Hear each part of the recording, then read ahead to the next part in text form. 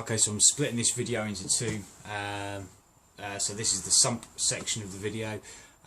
Just thought I'd make two videos out of it. So when the bike conked out, possibly a pickup coil, whatever, that's the other video, trying to find out what that was. Unfortunately, on the trailer back, it kind of moved, and it was just like thin metal tracks for the wheels. The bike went over a little bit, must have hit a bump, possibly a few times, and it cracked the sump. So I'm leaking oil everywhere. That's got to come off, obviously. I can look then into whether or not I can get that aluminium welded or fixed. Not so keen on doing the JB weld or chemical metal thing. I'd rather do something a bit more permanent, just because it's always in the back of my mind. Just preference. So yeah, we'll have a look at that when it comes off to see what can be done with that. A new one from Triumph is 250 quid. So none on eBay or through any of the breakers that I've looked at so far. So the plan was to take the one off the Bonneville, the hardtail project, and pop it on the America, and then just in the meantime, you know, just to have that on there, and I've got my daily ride, and then look for one. But my good friend Greg, who is an absolute legend, I'll put a link to his channel down here. He has sent me out a spare sump that he has, and I'll just, when I can get another one, I can repay him back with that. So we've got a spare floating around. So he is the man. And gaskets he's supplied me with. He's superb chap, absolutely superb. So Greg, thank you ever so much, mate. Today's Sunday. He posted them out to me, and they arrived on Friday whilst I was at work. Fortunately, my post office doesn't have particularly sociable opening hours if you work. So the closer I can get, when it's open from 8 AM till 8 PM, is Wednesday. So I have to go after work Wednesday night and pick the bits up. But in the meantime, let's just film getting the sump on. Got my pan underneath it. Sump plug just here. They're probably not able to see this particularly well. Right. Just there. 30mm socket.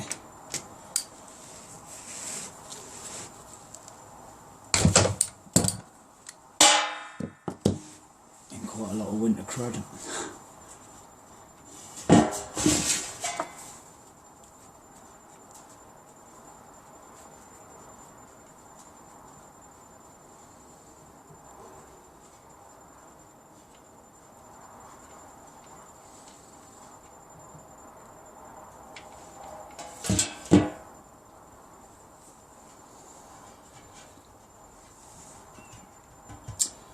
And just let that drain. Come on, cup of tea. Take the oil cap off. This kind of helps it drain a little bit faster. Got the air going in, and I leave this off anyway because it's just a good reminder that I haven't got any oil in the bike, just in case I do something stupid and try and start it.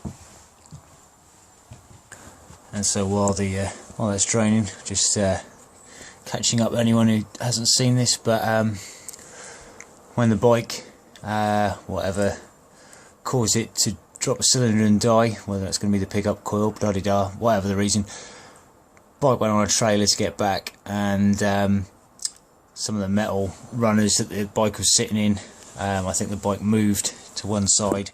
We actually did have a strap break, and I guess we must have just hit a bump or something that's caused it to rub. You can see where it's taken sort of the paint off, the finish off there, and cracked the sump here. And so I've just had pretty much oil peeing out of here since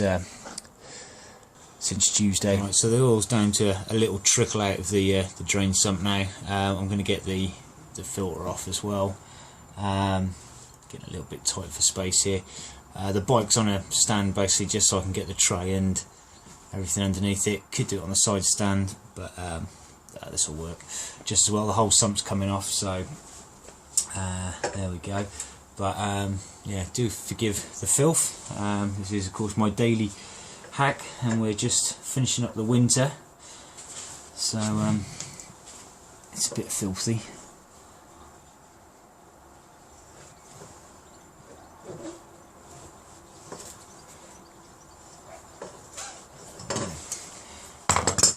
Literally put my filters on just kind of hand tight, and then just like a half a turn. I'm gonna get most of this on the floor because I managed to get standing completely the wrong way. So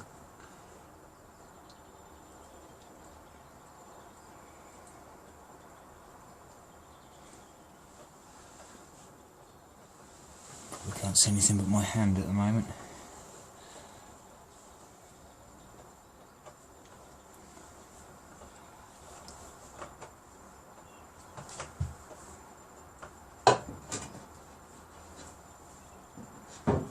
Okay.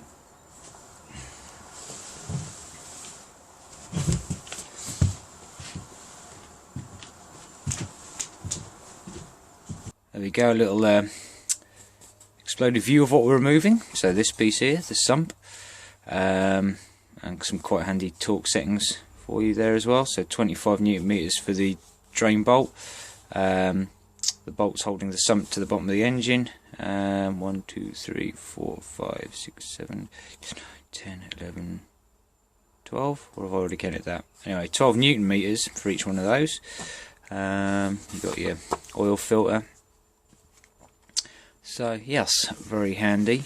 So that's what we're going to be removing, and we're going to. Well, I haven't read on yet. Actually, I should perhaps read on here. I was just going to have a look to see if the sump can be removed in situ, or what else has to come off to get to the sump. I'm just wondering if the. Let's have a little look.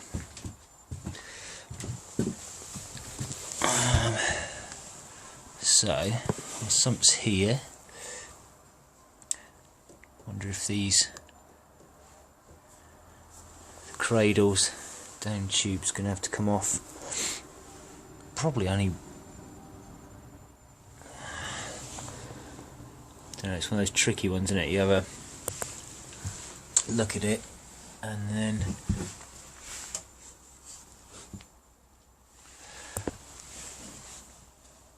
Oh well, we'll find out, won't we, as we go along. Right, so let's get into taking the sump off. We've just got, I think, 11 or 12 of these bolts, 8 mils, holding it on, and the oil pipe here that goes to the oil cooler. So try and get a, what is this? I've got 24. Bit weird going in a bit of an angle because obviously I haven't got the luxury of a bike ramp, so I'm down on the ground, so I could probably raise the bike up a bit, but just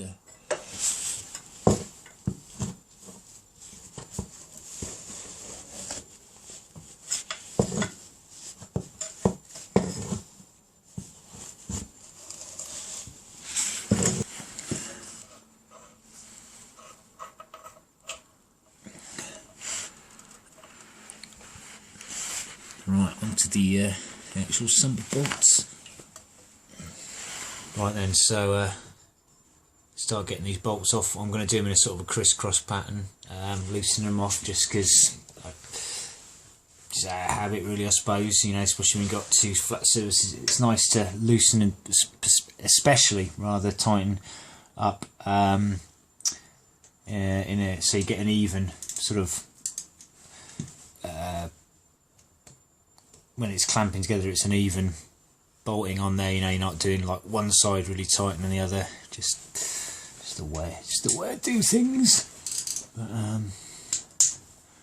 that one, I'll just go opposite and find the nearest one diagonally away from it. As I say, I think there's 11 or 12. So join me back once I've slackened them all off. So that is all of our 11 bolt screws out, except for that one, which just falls foul of the lower frame rail there.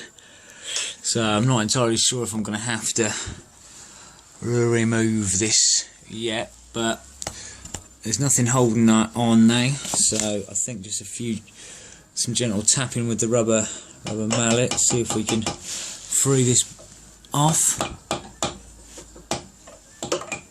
This will probably take a while.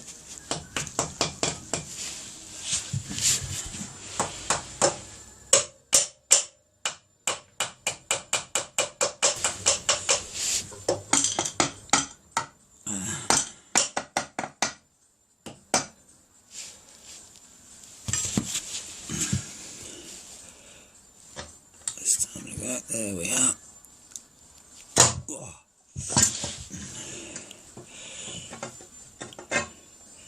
You are going to be a shit, aren't you? Am I going to have to get this out? Yep, there we go. Okay then, so I just wiped a bit of the shit off, but there you go. There's the crack just in there. Probably be able to see it better from the inside. See, just there. There she is.